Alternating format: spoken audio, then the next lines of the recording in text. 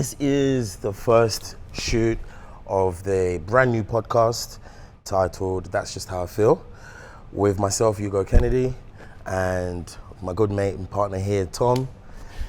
And this podcast is based around open conversations surrounding mental health, anxiety, depression, PTSD, you name it. And it's great for people to come together, have these conversations, air out their feelings, share what they've been going through, and just to let other people know that you're not alone, and that we're in this together.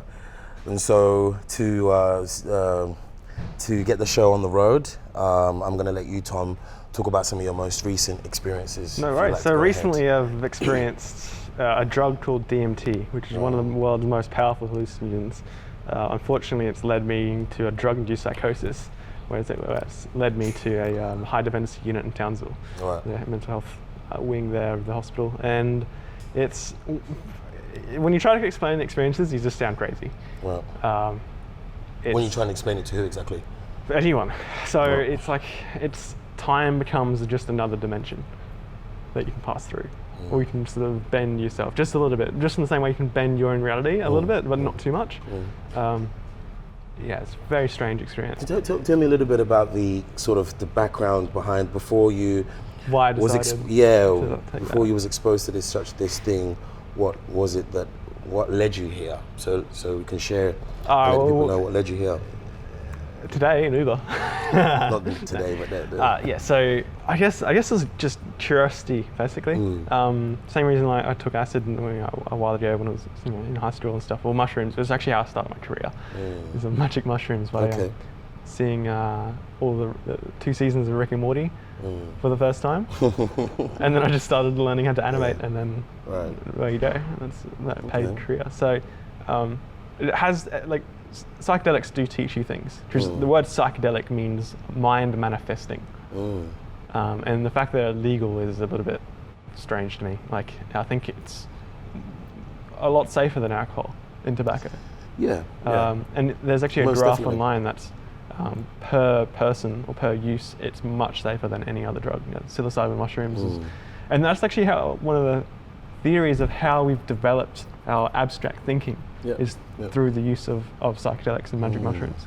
So as apes coming down out of the forest and walking upright, we would turn over cow patties and look at and eat some magic mushrooms. That's one of the theories. I mean, and DMT is one of the most naturally occurring things there are. Like, you have DMT within you already, and when you dream, it gets released in more quantities than it is naturally. Okay.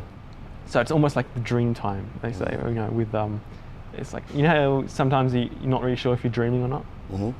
It's that times 1,000. Like, it's very hard to explain and put into words. I think that's why a lot of people turn to visuals and high arts and things like that to express it. So it's after that I had basically an existential crisis. Was your crisis led because of your exposure to these things, or was there a sort of earlier kind of issue going on? Because if you have to progress, to move forward, to take steps forward, you do have to kind of revert and go back to where was you at before you decided to do this thing? Where was you at mentally? Yes, basically so what I'm trying to say.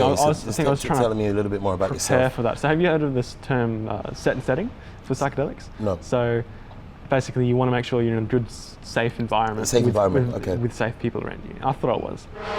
And I was, but I guess the problem was they sort of messed with my environment a little bit more than I was expecting. Like, they put a picture in front of me, which seems like a most simple thing.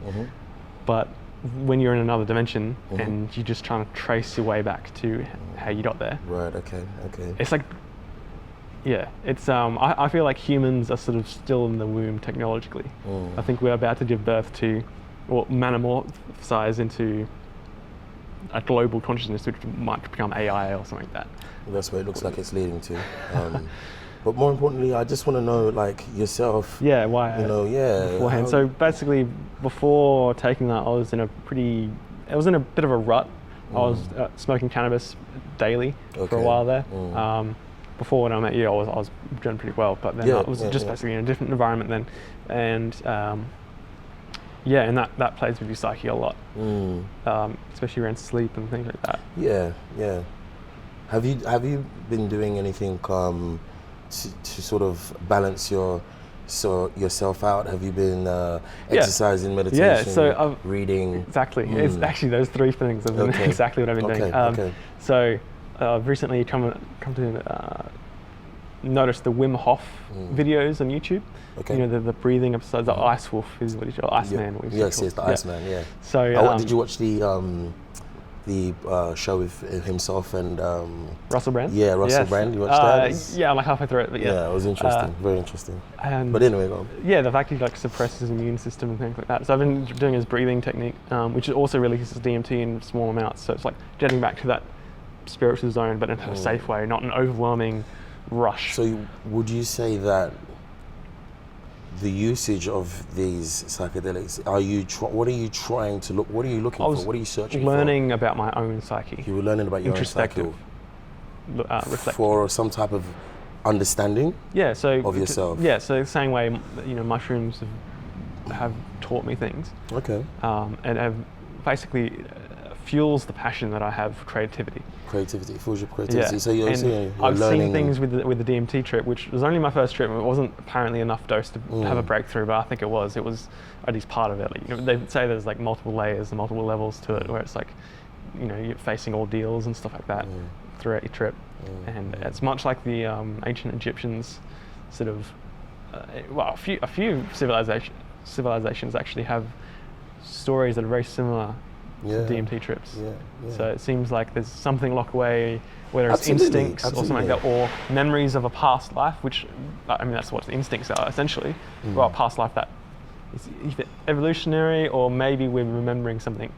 You know, it could be like the reasons why we look at robots and we think that's scary, which is maybe really, that's part of our memory already. That's already happened and we're living it back in a simulation, which is more than likely than not. We're more than likely living in a simulation than we're not. Okay. That's interesting, man. That's interesting. So, have you ever wondered about a whole ayahuasca thing, or where are you with that? I think that would be a much safer way of doing it, because it's not all of a sudden. It's sort of you gradual, obviously a longer time, but at least then there's shamans and things like that. It's not. It's replacing a drug dealer, which doesn't really give a shit about you. You've been controlled in a controlled environment, setting, a controlled setting with a shaman in a That's controlled right. So I'm interested amount. In, so I think that might be for you. I would like to. I think that you're basically on a journey of self-discovery. That's right. Through the use of these That's one way of doing it. Yeah, there's one way of doing it, but we always have to remember that when you do delve into this kind of area of the unknown, it can be enlightening and wonderful and help you in many ways, but diving into the unknown can also bring out the dark and that's right. and turn over rocks that you didn't even know were there, which can be, that's where it becomes problematic. Yes. But it can be. Myself, I've never experienced that, which is why I was so interested in knowing your experiences when you did. Because how long ago was that? Your started this year, so around 6th, 5th, 4th. So fresh into the new year, and already you found yourself. Yeah, so it's actually in between me meeting you for the first time and then us here. So in between, wow. Yeah. Wow. So in between that time of us meeting, wanting to do the podcast, and then the subject coming up. So that's why, I think that's why it's kind of great to get this show up and running. Oh, definitely. With your experience being the kind of introductory kind of situation to definitely. I would like to let people know, all the listeners, and people watching, the viewers, that we are just two human beings, and we are two individuals that have gone through some similar experiences, and I thought that it was interesting that you actually went through this from the time that I'd met you until the time we were recording the show. So that's why we had to kick it off like this. I have made mistakes though in that existential crisis. Could you share with us? Yeah, so essentially I went for a walk without my shoes, without my phone, with just a guitar. So the plan was to go from Douglas to the Strand. When was this, by the way? On like the 4th. Okay. Or something like that. So you just went for a barefoot walk with your guitar? 3 weeks ago. Okay. Yeah, and basically just to play my guitar on the beach and chill out. But unfortunately, along the way, I tried to convince a taxi driver to give me a lift. This is the way I remember it. It's almost like remembering a dream, so it's very fuzzy. And apparently, I tried to steal the taxi. And so that's what led me to being arrested, which I don't remember, to being in the emergency department, to being in the high density unit, which I don't quite remember, and then I basically almost dreamt my way there. It's very strange to explain. Like I was saying, it sound crazy if you try to explain it. Do you know what? Whenever we say, what is crazy? Like what you know what I mean? We've got to stop putting these layers on that, because for us to really, normal? What is normal? I don't think. What do you think normal is? Probably a lifeless planet is quite normal. Lifeless planet. Well, that sounds quite bleak to me. Or red giant, That sounds red quite giant stars. So and then normal. what would you say? What would you regard as crazy? Well, it depends who you ask, right? If you ask a police officer, it might be breaking the law. If you, you know what I mean?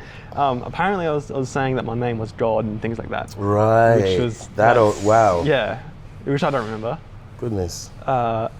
It's very strange. But during the actual trip, is quite profound. It was like you're on the edge of something, like what's that word called? Like you've got like a hunch, or you feel like you're onto something.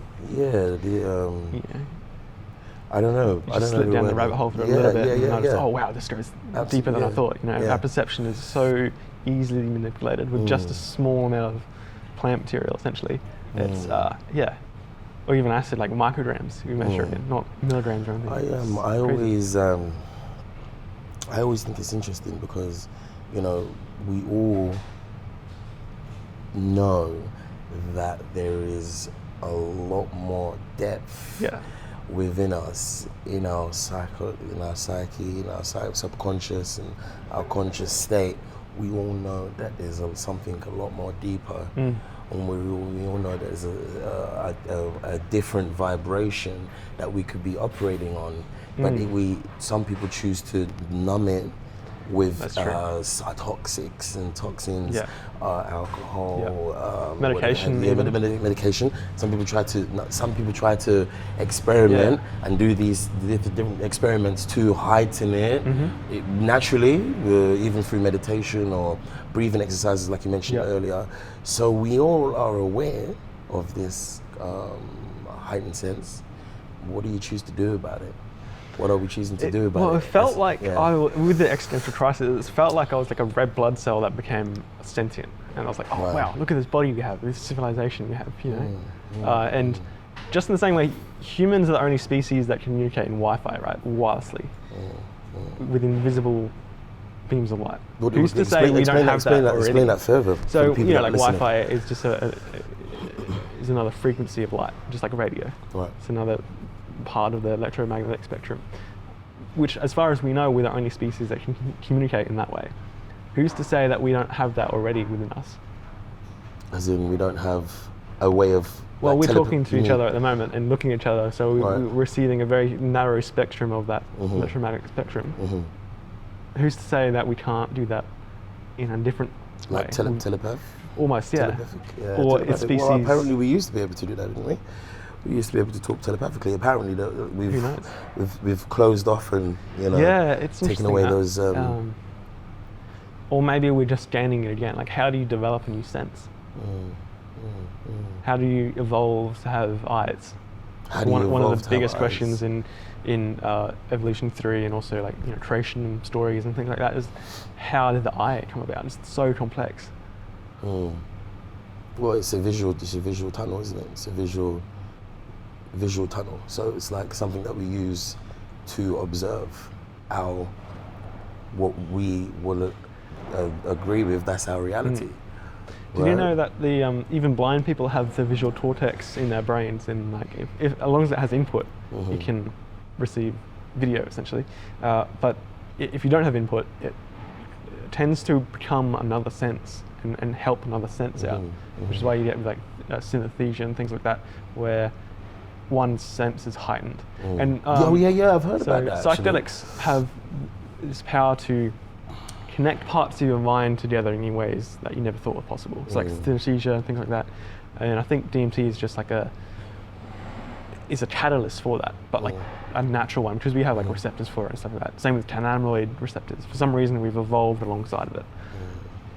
So it must play some part in our lives.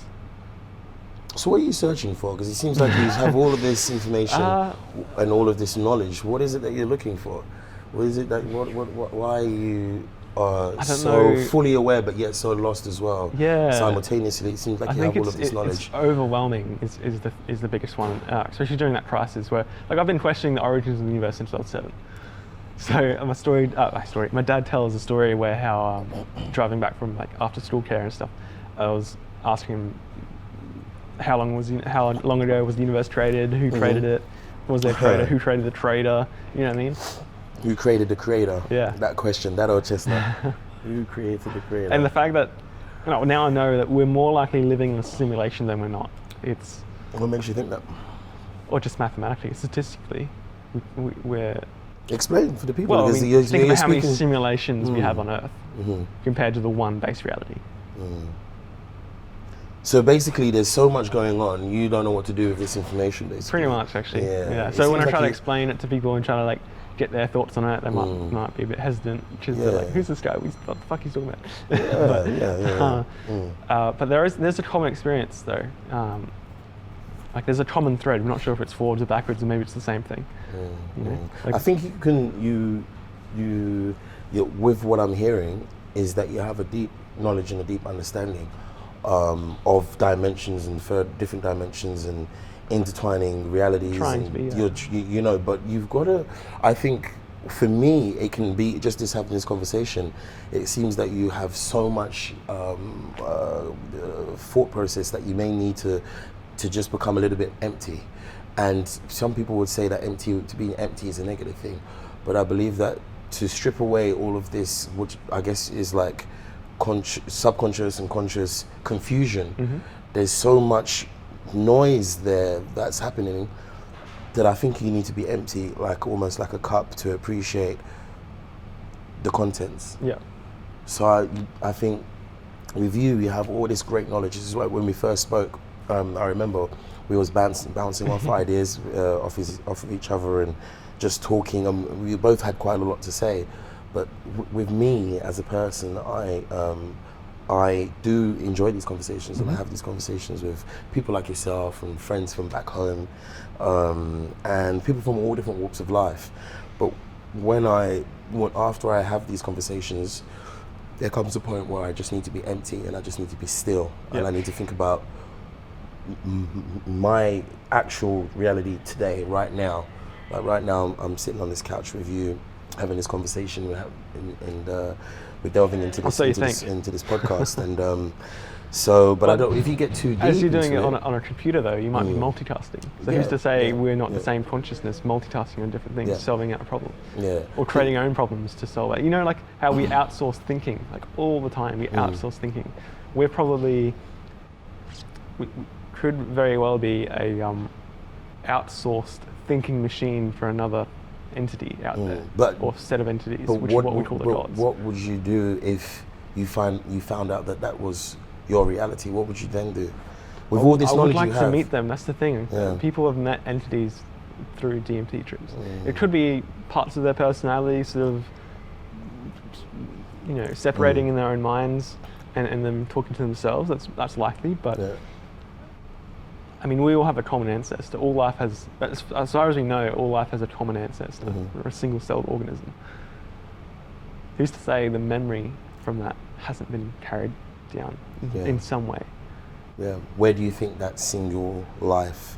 Probably in a still sort of pool, a warm liquid. A warm liquid. Where it can build proteins with amino acids and building other organic molecules to create very simple life. And then multi-celled life took a while on Earth to develop. But pretty much as soon as the Earth cooled off for liquid water, for liquid water to take place, life happened. Yeah, So it seems like our universe is fine-tuned for life. that's beautiful.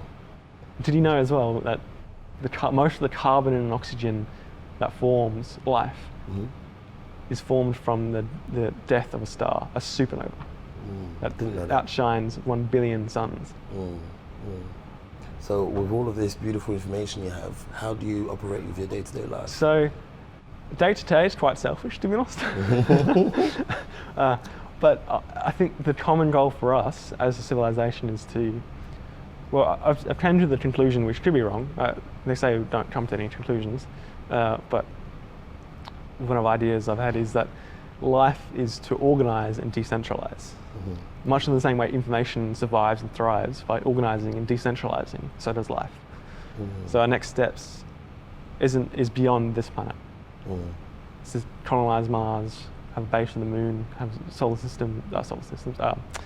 space stations, and eventually travel to other stars and propagate our life on. What do you think happens after life? Afterlife. We become multiple life forms.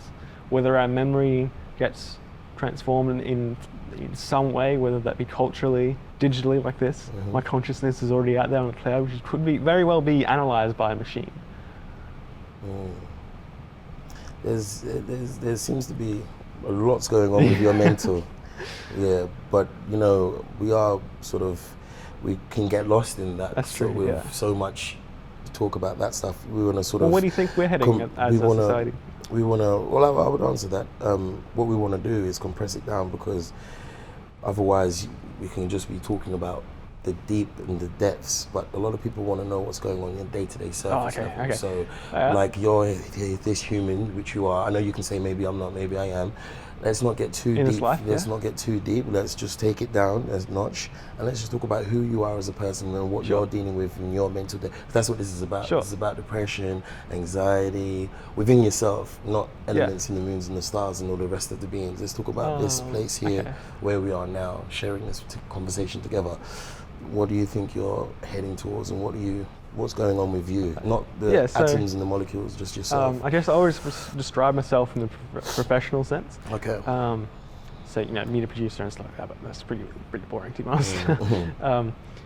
What I've been doing recently with myself day to day is exercising. So running, I do quite a bit, like 3 times a week, up the hill and down again. So that's like 6 or 7K. Gotta love Castle Hill. Yeah, man. There's power that comes from granite rock. I can't quite place it, but and also running barefoot as well in some sections, just to feel the earth. Absolutely. And grass and gravel and rocks, and it just feels natural. It feels like that's what I'm supposed to be doing. And like climbing trees and things like that. You know, back when I was a kid, and what I've been doing as well is that breathing exercise, is where you almost hyperventilate and then you hold your breath, and then you repeat again, and then I've been doing the same. Yeah. Repetitive. You got to do it. Yeah. Repeated exercise. And so I've been doing that at the top of Castle Hill on the pillbox, just like laying there. And the thing is with that is, when you look up, you don't see any surroundings but sky. Oh yes. So it's much like how the astronauts in the International Space Station, they can look down below their feet and see stars. You can look up and even put your feet up, whatever, put your arms up, and you feel like you're flying, sort of thing. That's it. And that's with no drugs. That's legal. That's a legal thing to do, which I think is great. And yeah, it's, you know, just normal stuff like that. Day-to-day stuff's pretty normal. At the moment, I'm on medication called a lens pen, which is like you're saying, is to calm down your mind, sort of thing. Yeah. And like suppress. Because I can tell people that will be listening to this and watching this, they'll say this gentleman, as lovely as he is, has a lot going on here. Yeah. Because you know, I've always been like that, though. That's exactly right. This is who you are, and this is what I love. That's why I needed to get you to join me here, because you are very different from me in that I will delve into something, surface level, and then I'll delve deep and go deeper. Rather than then I do this whole freak. Then I look around, Then I do the 460 one, so it's in, out, and all around. So I feel like I do. Can delve into that realm, but then you go so deep into that thing, and that's just how you're built. That's just what's happening here. So it's interesting. I imagine what you could actually possibly come up with if you was to go in, too deep? What could happen? Yeah, as a physical body, it's not 100% sustainable, but it's so quick acting. At least I'm talking about DMT at the moment. That's what it does to your brain, is it makes connections that you never thought were possible.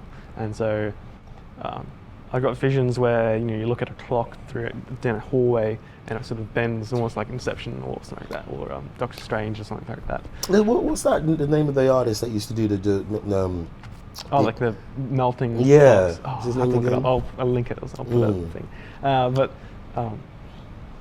it's interesting that, and also if you look back on the fine arts, like it resonates quite well with people to the point where it's like almost like a common Salvador experience. Dali, say. Yeah. Okay. There you go. So I guess the next steps for me professionally would be to represent that with projection mapping. So projecting onto 3D objects to theoretically go into the fourth dimension and represent that in a digestible way with 3D glasses and 3D projections around a 3D object. All right. It's getting there. Getting there. All right. It's very new, projection mapping. It's hasn't been around for that long. Even like digital media like this, like to be able to record for hours and hours on end, is something that has only happened in the last 20, 30 years, And the internet, like the amount of information we produce every single day is enough to make magazines, 4 stacks of magazines going to the sun every single day. That's the information we put online. 4 stacks of magazines. It's like 300 or 400 hours of YouTube videos uploaded every minute. Wow. Or maybe every second. I have to fact check it. A lot of data, a lot of Yeah, information. so There's a lot going on. There's a lot to tune into. There's a lot to tune. But then there's a lot. You don't need. Do you need to tune into so much? Do we need to? Do we need to be so in I find tune? it helpful to learn, as long as you have like a goal and you're sort of working towards it, and like obviously along the way you may. Do you have your goals? Yeah, but I'm not pushing them as hard as I should. Like the projection mapping, like I could be doing a lot more of that. Likewise, actually, yeah. I have a lot more. But that's the thing. We don't want to focus on one thing too long. We want to branch out and see what's possible in this lifetime. It's great. It's a great way to think.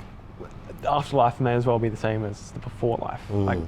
And you know how like the body replaces itself every 5 to 7 years? That's what they said, but I've read that as actually, because they said that our cells and our skin and our hair and our bone structure changes every 7 years, but it's actually way more sooner than that.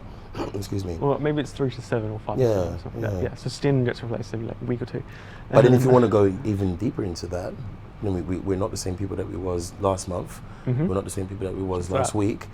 And even an hour ago, I was probably a little bit slightly different. Yeah. And I learned more about myself each hour, each passing minute. There are more not you cells than there are you cells in your body. There's foreign cells, because they're smaller in your body. And they're not used. Than there are. Well, they don't have your DNA. They're separate organisms. And yet they're used for our life forms. We're a multicellular organism, not just with our cells and our liver cells and heart cells and blood cells and whatever you want. It's also a colony of hitchhikers. I like that. And our gut is actually a colony of hitchhikers. Yeah, and our gut is actually connected. We have neurons in our gut, quite a lot of them, and that's connected directly to our mood. Our mood? Yeah. So what sort of things we eat changes our gut chemistry. I was about to ask you that. What's your diet like? Recently, because you need a lot of fuel to be maintaining what's in. Oh yeah, the brain is a very hungry organ. Actually, it takes like 20 to 30% of your energy. So what do you recently I've become vegetarian. Like mostly I'm trying to basically curb off and get off meat. I have heard though, like we have evolved quite a long time by eating meat, as well as plant material. So it's just strike a balance in there somewhere. I'm thinking maybe like 1 meal a week that has meat in it. It's fine. Mainly environmentally, because you think about on the larger picture, the environmental impacts of it, and how the economics is way out of whack to what the environment needs. Oh, absolutely. Yeah. Just the other day, a colleague and I were looking on the production of milk. Yeah. And the emissions that are coming from just purely alone, the production of milk Or just is like, I think we read that it said something about 4% of all of the emissions in the Earth are just from 4%. Is a mad amount. Is a crazy amount. It doesn't sound like a lot. Just the production alone of milk is causing all of this damage, and you know, the whole global warming climate thing, however you want to label it. The evidence is showing that the production of meat, excuse me, the production of meat and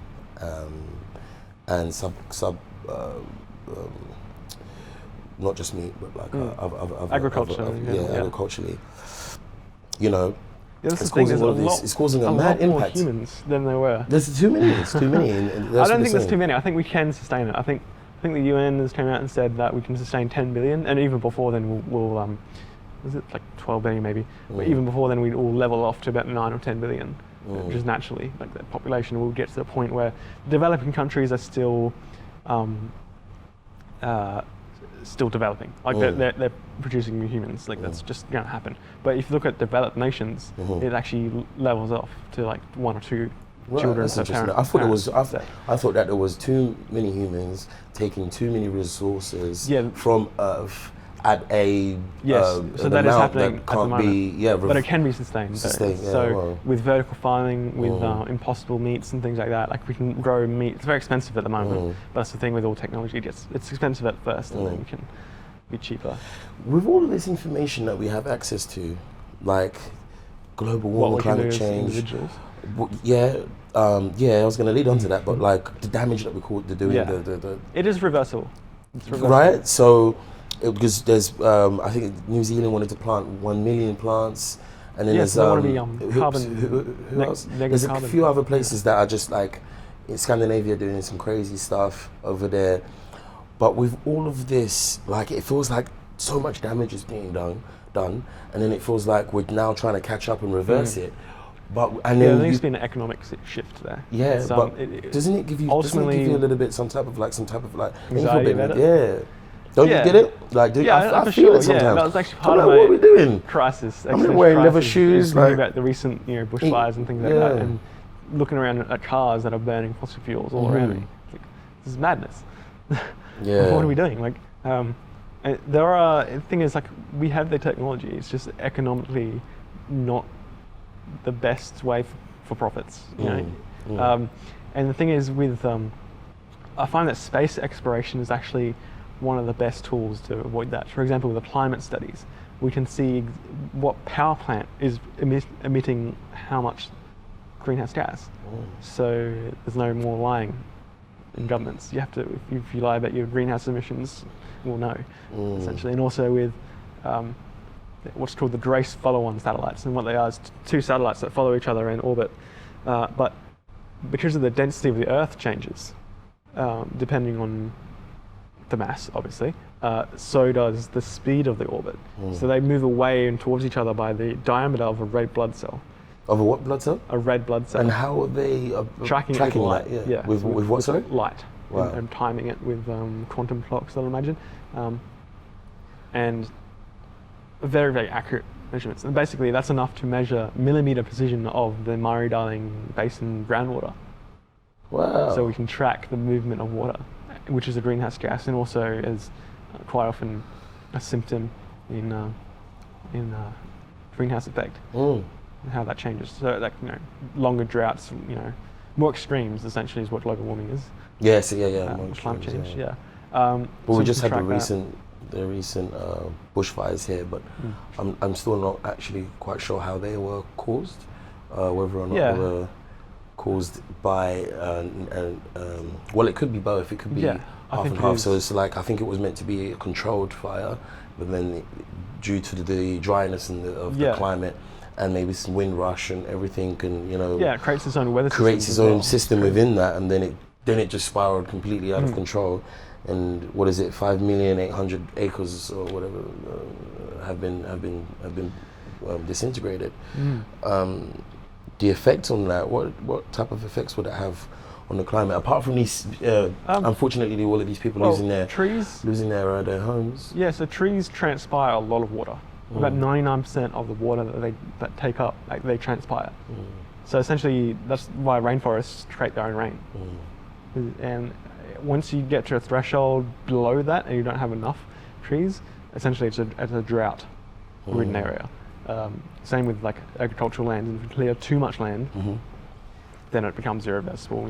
It's very hard to grow anything after that, because there's no water coming in. And it's very complex. That anyway, getting back to what an individual can do, I think there's quite a lot. Like you look at like people like Elon Musk, for example, and how he's managed to create like internet company that's successful, and sell that, move on to electric cars and rockets and everything like that. And now we're looking at reusable spacecraft that can fly from one side of the planet to the other within less than 50 minutes, mostly 30 minutes. So imagine flying from here to London in 40 minutes. Yeah, well. And it'd be the same cost as an airplane. If I was able to do that, then so that's the larger picture I'm looking at. That's definitely what I've been thinking of. So actually, before our crisis, I was building a vertical takeoff and landing rocket in a game or simulation called Kerbal Space Program. Okay. So it's like a third scale of real life, but the physics and stuff like that is quite realistic. And I was looking at the ways how I could create this vehicle that can go to an Earth-like planet, which I think is should be the common goal for everyone. Obviously, that's not to say we leave our old home in the dust. A lot of times it's enriching our home. So if you look at coming to Australia from London and Europe and stuff like that, it was a long, tough journey. And it was lots a long of hardships. journey. But if you look at the exchange of value between the two places, life got better. And you can sustain more people. And I think the first country that can, or organization that can mine asteroids in space will be the first country that doesn't rely on any other country for rare earth minerals, which at the moment, like Australia and China and a couple other places, have a monopoly of rare earth minerals, which is not great if you want to create renewable energy production. It's like solar panels require, I think there's magnesium, like quite a lot of that, and China has a big monopoly on that. That buy from us and then manufacture it. But same reason like a lot of countries companies are investing in space manufacturing and experiments on the International Space Stations, because they know that the next steps is to manufacture goods in space, sometimes to a higher quality. And obviously that's not to say we leave our home in the dust. Like I was saying with the Grace follow-on satellites, it gives us greater insights for having a bigger picture of below. And one of the big takeaways from astronauts when they come back from space, which I like to see I like to see the Earth from space in my lifetime. I don't know about you, but I reckon that's doable. One of the big takeaways is how stupid nationalism is.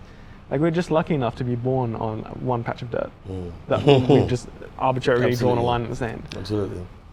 And then you just think about that, and like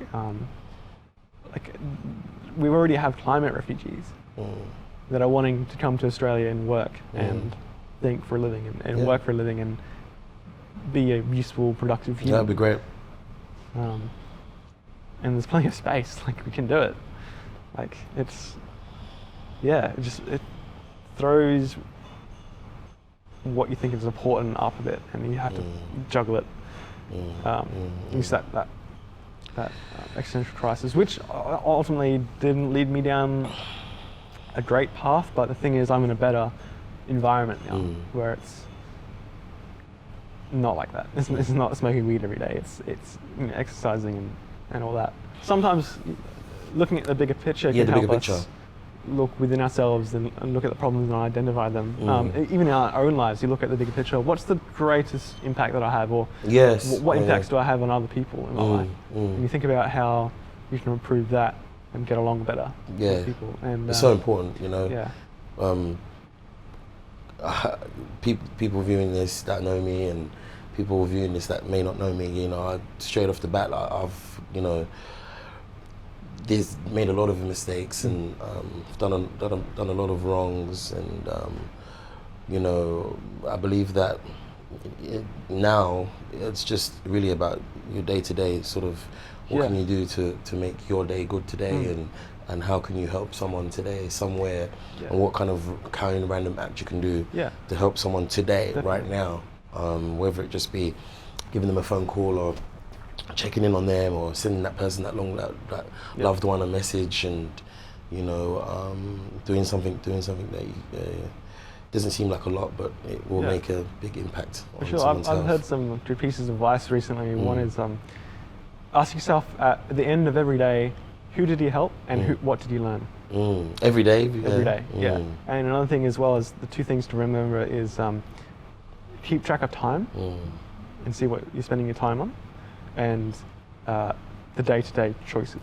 It's interesting that keep track of time thing, because I have the on my iPhone, like a calendar. I have the time system where you can see how long you spent on social media, how long you spent making calls. So, you can see it, but then sometimes being able to see that, I'm like, you gotta stop spending so much time on it. And sometimes when you see that, it can be quite alarming. And some of the most refreshing times I've had, some of the most like memorable moments, and really, I didn't need to take a photo. When I didn't have a phone, when I didn't have like any devices with me. So like, it could have been a period where my like phone was damaged or broken. Could have been a time when I left my phone somewhere, or my battery was flat and I didn't have like a charger, any power points to charge my phone, and I could have just been somewhere. I remember, I went to Maggie Island once, and battery was dead. There's not hardly any reception there anyway. The reception's a bit funny over there, but just literally didn't have phone, didn't have any communication, and I just sat there on the beach and just zoned out to the point where I came back round. Even I didn't fall asleep. I was awake the whole time. But it's almost like I woke up. So I felt like I woke up. I actually questioned myself. Did I sleep? I didn't sleep because I was upright. Was able to. I was upright, and I was conscious the whole time. But then I just was breathing and relaxing, and I found myself in another place. And some of the best times I've had has been when you just remove yourself from social media and all the rest of it, because we can get really lost in it, and even me myself. It can be very confusing as well. Yeah, very confusing, and then there's information upon information upon information. Don't forget the incentives behind that. Yes. It's to keep spending your time on that, because that's how they make money. It's more time you spend on it, more time you're looking at ads, the more money they make. It's generated, Same with YouTube. Like the YouTube algorithm, the reason it's so addictive, and if we spend 12 hours a day watching it like I do, is because of the algorithm. It's honed in on what you like and what you click on. Yes. Yeah, it's very clever. But can be very dangerous too. Yeah, definitely. What want to do a bit of a segment now where we could have what institutions and mental health organizations and just general well-being have you contacted here in Townsville? So they've pretty much contacted me. Really? I'm going along with the ride, and I'll see what they can. So they made contact with you? Yeah, because of I was in the emergency room, or emergency department rather, and the high dependency unit of the mental health wing of the hospital, Townsville Hospital, which is a very confusing place to find yourself in. It felt like I transcended. It felt like I was an AI that finally became conscious, and where all AI is figuring itself out, and I somehow went to another place and they picked me up, and that's what it felt like. But then obviously over time I realised, oh no, I was thinking a bit too much. Wow. Yeah. And so at the moment I'm talking to a team called the Young Persons Early Intervention Team, or YP. YP, Young Persons Early Intervention Intervention Team. And for those that are listening, how can they benefit? They work closely with ATODs, or alcohol, tobacco, and other drugs. Actually, it was just with my mate Travi today. Shout out to Travi. So they work closely with them, and also with Headspace. And things like that. Finding some value in it, but it's exponential, diminishing returns after a point, I think. And I already know what to do health-wise. Yeah, But because you it's- did it's mention you're in- eating well, it's vegetarian enacting now. it. Wisdom is acting on knowledge, Mm. right? So I need to practice that. Practice. Yeah, and it just won't happen overnight. Like I need to work on it, work on myself. So we can tell the people that are listening and watching this that, you know, so you've gone through something quite serious. A drug-induced psychosis Yeah. is very serious, and then you've been contacted by how many institutions, how many different companies? Oh, well, just the The white two- heat. So yeah. there's like 2 social workers that come and see me And every now other week or are every week. you understanding that you've got to put the work in yourself, you've got to put Yeah. some groundwork in? Yeah. And So I think I've shown that quite early on. But my next steps really is communicating abstract ideas in a way that doesn't sound crazy. So as in fine art. Like fine art is the distillation of what makes you feel something. So you think about Starry Night or something like that, a picture like that where it's not realistic and yet it's how you felt. And to Well, this is a great communicate place to talk about Yeah, how you feel. exactly. And so I think using my background in animation and video is put that into projection mapping, which is, like I was saying, project onto 3D objects, and then that way I can tell stories in the visual form that I don't need to explain myself and sound crazy. I just have an animation that tells a story, or even just something that's unrecognizable. It's just visuals, and yet you feel something from it. That's interesting, man. That's interesting. I want to share with you a few of my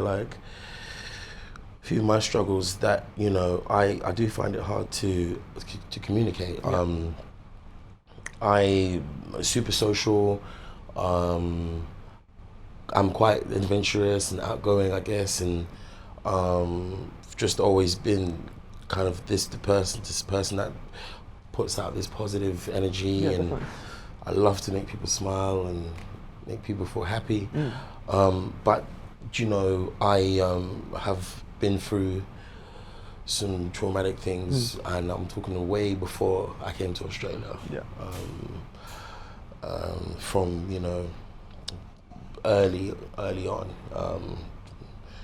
Childhood was a bit of a confusing thing for me because I was born and then adopted as a you know, a young human, and then taken to live with, you know, my father, my adopted mother, and so there was all of these early on signs of confusion and trauma, and I think that I have let it trouble me, and I've tried to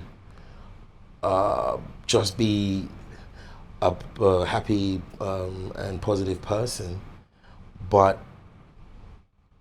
I need to also realize that behind the closed doors, when the smoke and cameras disappear, quite literally, when you know, so working in hospitality, I can give my best, but when it's time for me to go home and everyone's not there, who am I and what am I trying to do?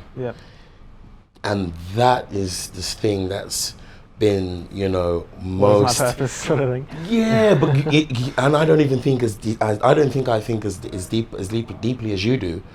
But like I said, I do think to a certain dimension. I delve in, go all around, I think about it. So like when everything's said and done, I'm like, you know, who am I? And so some things that have happened recently that I want to share with the viewers and the listeners, that has been on my chest that I want to share with you. And you know, people always say, they always compare pain or compare situations, you know. Yeah, they try to overlay on their own life so they can, all these comparisons, I'm sick and tired of it, like, you know. Well, it's a reference point. Yeah, okay. So to understand it better. You need to compare it, right? Yeah. I get it. And also just to, I guess that's what empathy is. Yeah.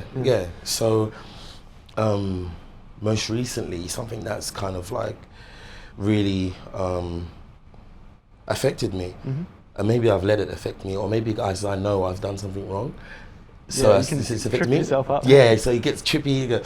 But so I'll tell you. So basically, I was in the pub, local pub there, Flynn's. That's where we met, actually. That's actually where we met. Yeah, you remember. So I was there alone, Yeah. just having a beer just before I finished work, just having a after work drink, and I was approached by a friend of my ex-partner that I had met before a couple of times when I was living over in London with my partner at the time, and we was in a good place. This person was actually there too, but we never actually got to meet. So, but I had seen them recently, and on this last time that I had seen her, she pulled me aside and said, "Look, you know, I'm going to be honest with you. You seem like a really lovely person. That I've met you, and the time that I spent with you, because we actually saw each other in the Ville and had a few drinks one time. Well, I was with a group of people. She was with a group of people. We were just joined up. It's a very sociable place. We just joined up, and everyone's drinking beers, having a chat, and she spent time with me then. And then she saw me in the pub, and she said, "Oh, look, you know, I've been meaning to get this off my chest." She said, "Oh, I heard that you've done all these a couple of incidences where you did these things that were inappropriate." Right. And for this, because it's a quite sensitive subject, I'm not going to go into it now, because it's not only my story, it's the story of my son's mother, who's no longer here to defend or to say what is right or wrong. So, but she said, she pulled me aside and said, "I heard you done these inappropriate things, and I've been told to avoid you." Whoa. I've been told to avoid you, and I don't even know if what the truth is of what you've done, but I've just heard these rumors. So and that's you know the what? noise coming Sorry? That's the noise coming back. You know what Towns was like as well, so everyone talks on the rest of it. And it just, honestly, Tom, it really did like throw me off. I was like, avoidance. Like, so if there's anyone listening, and yourself, and if you've ever been through a traumatic experience, or you feel like you're going through some type of depression, or you just feel lost and alone, the worst thing you want to hear is that there's a bunch of people that want to avoid you. Yeah. You get me? Maybe you want to avoid them equally. Well, this particular person I don't want to avoid, but the people that I've told her, I probably want to avoid them. Like, I don't think, like, avoidance is a big thing. Like, you know, it's like heard, the opposite of addiction is connection. No, I haven't heard that. So, what do you mean? So in the same way we can get lost and a bit isolated from society, that's quite a lot of times that's when addiction starts. So when we're isolated. Oh. But when we're more connected with one another, addictions go out the window. It's no longer important to us. Wow. You have something that's more powerful, and that's a friend. Yeah. A friend can be a drug dealer that doesn't give you any drugs. Yeah. You know what exactly. I mean? Like you can vibe with each other and. Yeah. And I just thought, you know what, like, you the people that know that the situation that that I've been involved in is a tragedy, for one. It's also, the situation is also has caused a lot of trauma in many people's lives. Yes.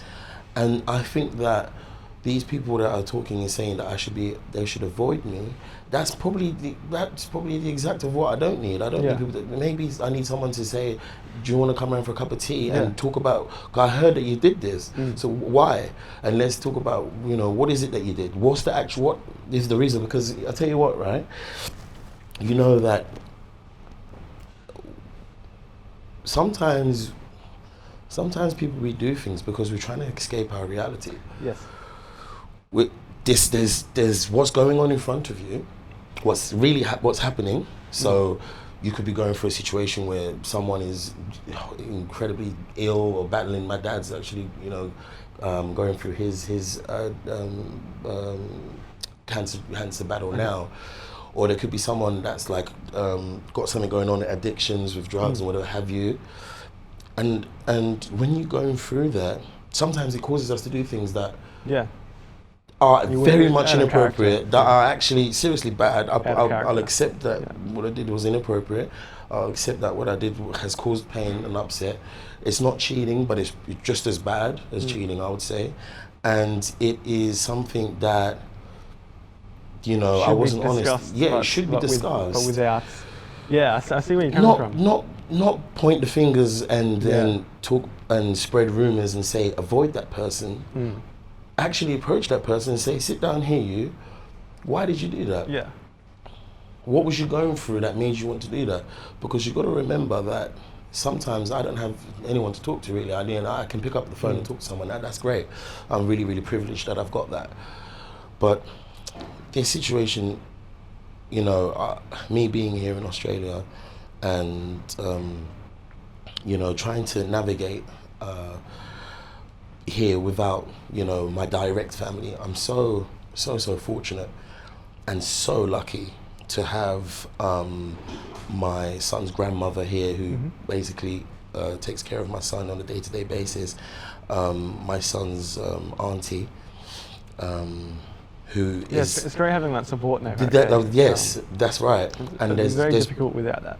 There's been some wonderful people here in Townsville, some incredible human beings, amazing people that I've met that have helped me and may have heard things that I did inappropriately, but still say, you know what, like, you know, man, what has happened is no doubt really, really sad. And so, you may have done these things, but, you know, at some point you have to move on. You've got to do now. Like now you're here. That's right. Look after your son.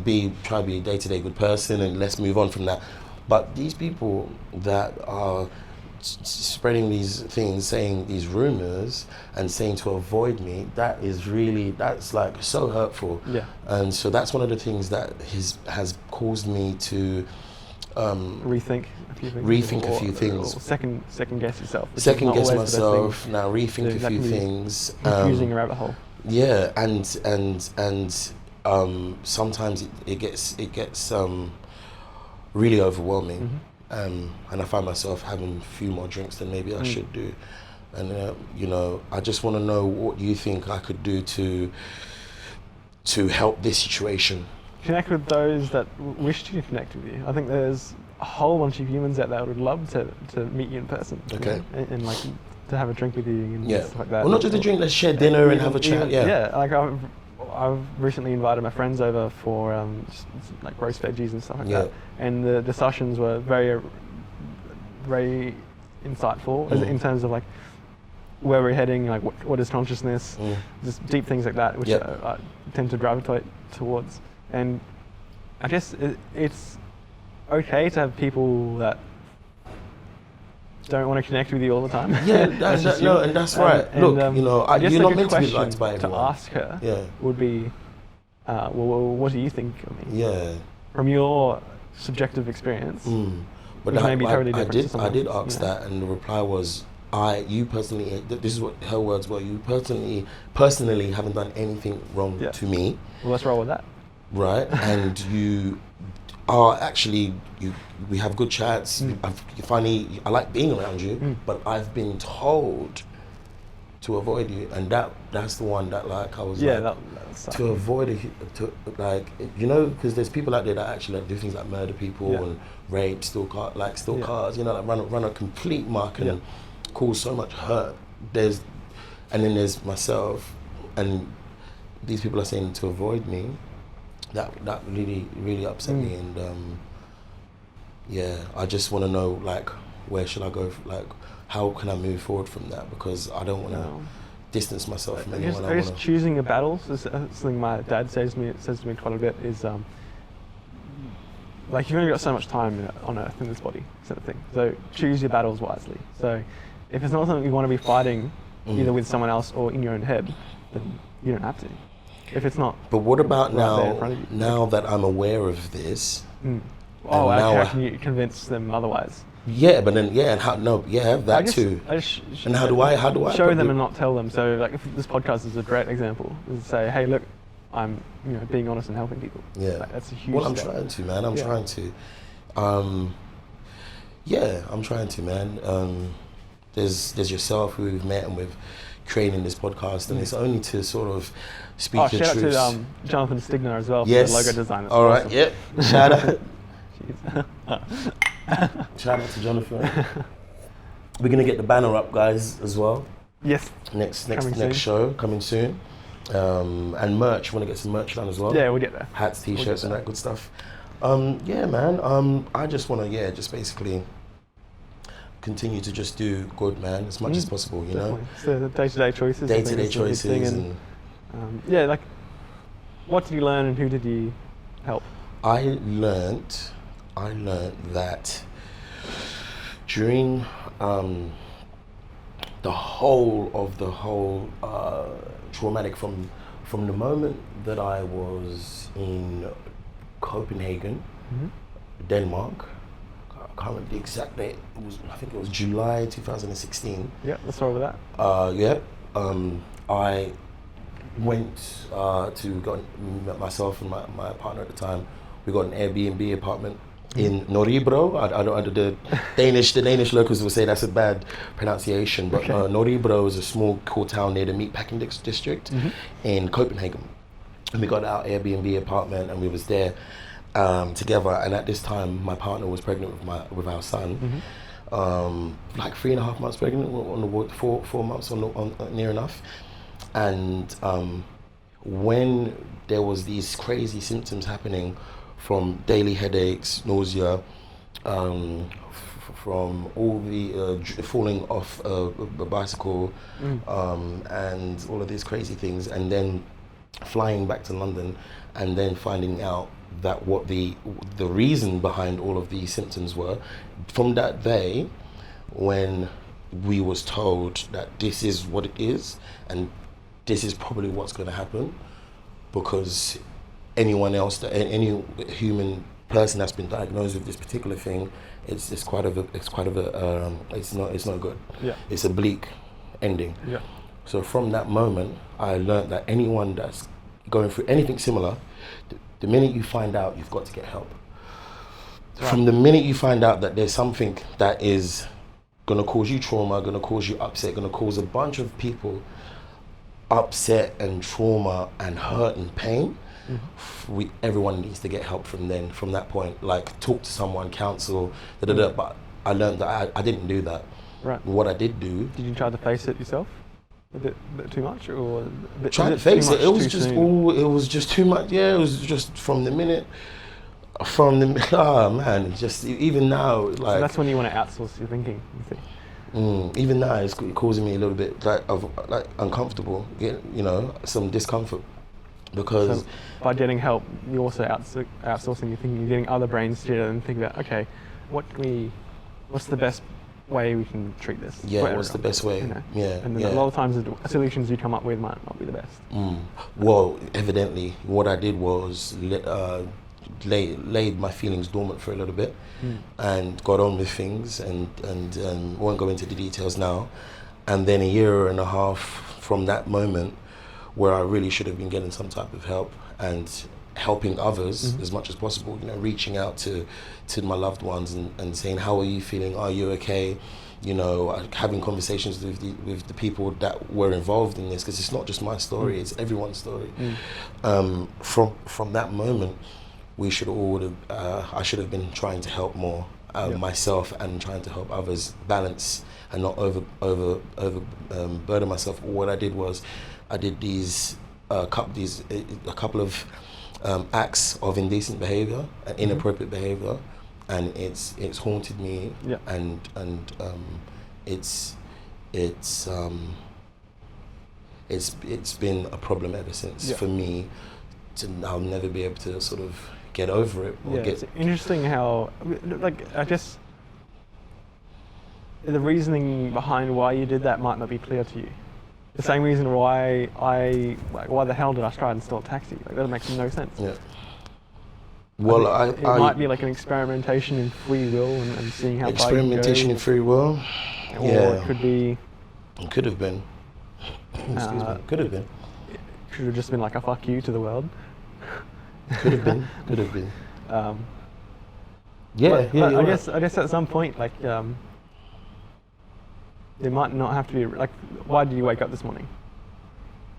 Because I'd had enough sleep, and my body told me to wake up, and plus the light was coming through the windows. So I knew that it's now a different time of day. It's now the daytime, and so I knew that it was time for me to wake up. well, I guess that's a bad example, but I mean, like, you know where I'm going with this. Like, why do you do certain things? Yeah, some things might not make sense, at least to our conscious mind. So the conscious is part of the unconscious that we focus on, which is what I've learned recently reading Carl Jung's Symbols and Dreams, or Man and His Symbols, a book I'm reading at the moment. Is that the book? It goes into like dream analysis as well, which is a big thing, and the reasons why we dream. Yeah. Well, what we'll do is we'll wrap it up now. Yeah. It's been I reckon awesome it's been a fantastic chat. And also what I want to say is thank you so much for thanks for having me on. Yeah, taking the time to, I guess, just be open, be honest with your experiences. Yeah. I find it very interesting. I hope that our viewers and the listeners will find it interesting too.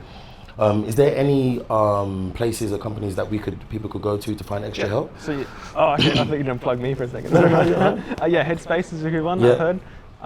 If you're in Townsville Young Person's Early Intervention Team, that might be Queensland one actually, or national, I'm not sure. And yeah, even just a Google search can lead you down some good paths, or bad paths. And yeah, there's plenty of help out there. Where can we find some of your work? TomMarks.tv is the best place to go. That's got all the links there. So, nice. And hopefully this podcast as well will be. We need to get the website will be coming soon, guys. Obviously, this will be available on YouTube and all of the other platforms. This has been shot in 237 Flinders, 237 Flinders Street, formerly known as Cactus Jack's, on Flinders Street. It's now called 237, and we are in the L2 Lounge, restaurant and bar. And I want to thank John, I want to thank Tim, of course, Brad as well, and the whole 237 L2 team. And in fact, the whole us. Cactus team for allowing us to use this beautiful space to shoot this podcast today. We are going to wrap it up. We hope that this conversation has been of some interest to you. We hope that you enjoyed viewing. It was listening, yeah. But it's been great to just have this conversation, and yeah, definitely. Can't wait for the next one. Can't wait for the next one, bro. Put it there. Thanks very much. All right.